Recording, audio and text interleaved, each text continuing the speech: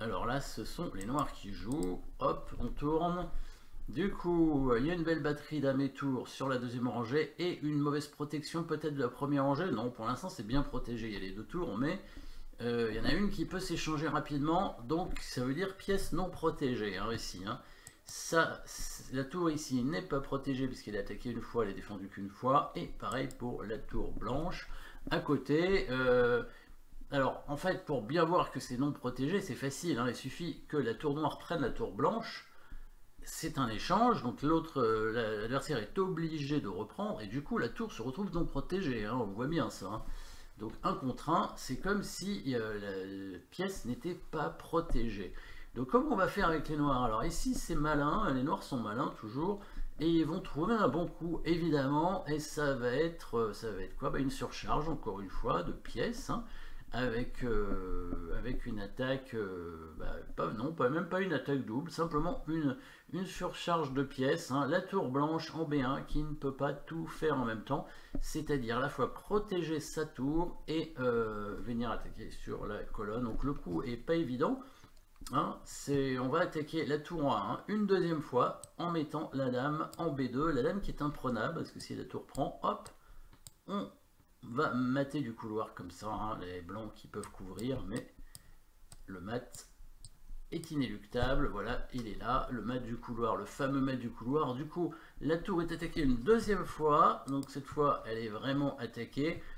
Et si la dame blanche protège, voilà, en se mettant ici, hein, c'est la seule façon de protéger la tour, et ben cette fois c'est le mat avec la tour et la dame, la batterie tour dame qui va mater dans ce sens là. Donc là on voit l'attaque des noirs qui est imparable, il n'y a rien à faire ici, bien évidemment.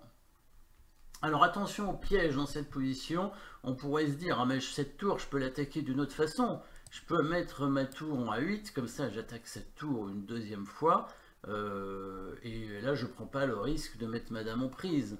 Sauf que bah là, ce sont les blancs qui ont une combinaison maintenant grâce au rayon X. Et oui, la tour noire est attaquée en fait par la tour blanche à travers l'autre tour noire, ce qui fait que la dame blanche va prendre la tour en A8, faire échec, et quand la tour va reprendre la dame, la tour blanche va prendre, et cette fois ce sont les noirs qui sont mat, hein. La dame couvre et la tour prend la dame et c'est mat. Donc attention, hein, encore une fois, à ne pas vouloir être trop prudent en mettant la deuxième tour ici, en se disant je mets pas la dame en prise, c'est moins risqué. Non, on met la dame en prise parce que de toute façon il peut pas la prendre, et là il faut être sûr de ça, et il va être mat. Donc son seul coup c'est peut-être d'avancer un pion pour éviter la du couloir, mais il va perdre la tour évidemment, tour prend tour. Hein. La tour blanche est clouée, bien sûr, la dame ne peut pas être prise par la tour en B1.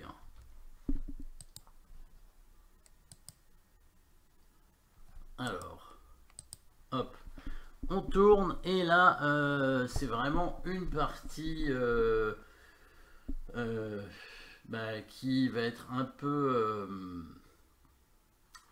ça va être très compromis pour les noirs, puisque les noirs vont faire une grosse erreur. Ici, en fait, les blancs n'ont pas vraiment de menace. On pourrait simplement bouger la tour, on va peut-être la mettre en F7 pour proposer l'échange des tours. Les noirs ont même 2 pions d'avance, hein, la position serait probablement gagnante, hein, même s'il y a encore quelques difficultés techniques, parce que les pions sont pas liés, et bon, le fou est quand même pas mauvais, mais la position noire a l'air gagnante. En tout cas, dans la partie, il a fait une grosse erreur, il s'est dit, ah bah tiens, son fou il est cloué, la dame n'est pas protégée derrière, et oui c'est vrai, exact, il a raison, donc le fou est cloué, et donc je vais attaquer son fou avec mon cavalier, sauf que en faisant ça, il a joué ça, sauf qu'en faisant ça, que se passe-t-il?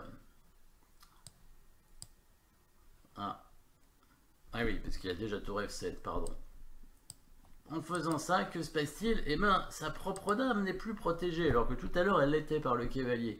Mais maintenant, la dame est plus protégée, ce qui fait que la dame blanche, au lieu de qu'il y ait un clouage sur le fou, et ben ça va se transformer en une attaque à la découverte, et les blancs, ils ont trouvé le coup, bien évidemment, l'attraction qui va obliger le roi adverse à se mettre sur la case de la couleur du fou, donc qui permettra donc de faire l'attaque à la découverte. la tour qui vient faire échec ici en F8, le roi il n'a pas le choix, il est obligé de prendre la tour, et le fou prend la tour. En plus on va même pas donner de pièces, hein, puisque si on a donné un fou, on va donner le fou, mais bon je pense que les pions on va les récupérer, le cavalier on le récupérera aussi avec l'aide de la dame. Évidemment il est obligé de prendre, enfin de bouger son roi, et on prend sa dame, et évidemment c'est fini.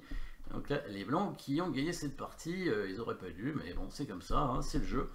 Voilà, c'est celui qui fait la dernière erreur qui gagne, bien évidemment, hein.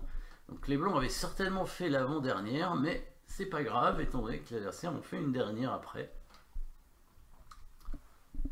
Bon, étant donné que les noirs avaient 2 pions d'avance, je pense que les blancs ont fait des erreurs avant, hein. Donc on peut dire qu'ils ont fait l'avant-dernière erreur. Si les noirs n'avaient pas fait d'erreur à partir de maintenant, ils auraient gagné probablement la partie. Donc ici, attraction avec le coup de tour en F8, et puis attaque à la découverte, hein, les noirs qui voulaient jouer sur un clouage. Attention au clouage, hein, qui peut se transformer parfois en attaque à la découverte pour l'adversaire. Alors ici, on va simplement mater en quelques coups avec les blancs, grâce à une destruction de la défense, à une attraction, et pour finir, une attaque à la découverte. Donc ici c'est plus, bon, destruction de la défense quand même, parce que c'est vrai que cette tour est importante dans la défense des noirs, mais après l'attraction qui permettra d'attaquer à la découverte est pas mal aussi. Donc ici les coups forcés, hein, sont bons, puisque bon, pas l'échec ici avec la dame, mais on regardera en priorité toujours l'échec qui donne le moins de matériel, hein. Donc échec ici donne un peu plus de matériel que l'échec en prenant la tour. Puisque quand on prend la tour, bah, au moins on a pris une tour déjà, on donne aussi la dame, mais au moins on a pris la tour. Si on vient en F7, on ne prend pas de tour, on pourra la prendre au coup suivant, mais on perdra le fou dans tous les cas. Donc là, on prend sa tour sur échec, il est obligé de prendre avec le roi. Et là, on continue les coups forcés, on donne pas le fou. Il va le prendre, il n'y aura rien. On va pas prendre le pion non plus, il va le prendre. Par contre, on attire le roi sur la colonne de la deuxième tour, ce qui va l'obliger à prendre, et là on va le mater puisque il a plus de cases tout simplement, hein. C'est le maître du couloir sur la colonne avec à l'aide de l'attaque à la découverte. Donc ici là aussi plusieurs thèmes, hein. Destruction de la défense, attraction et finalement attaque à la découverte.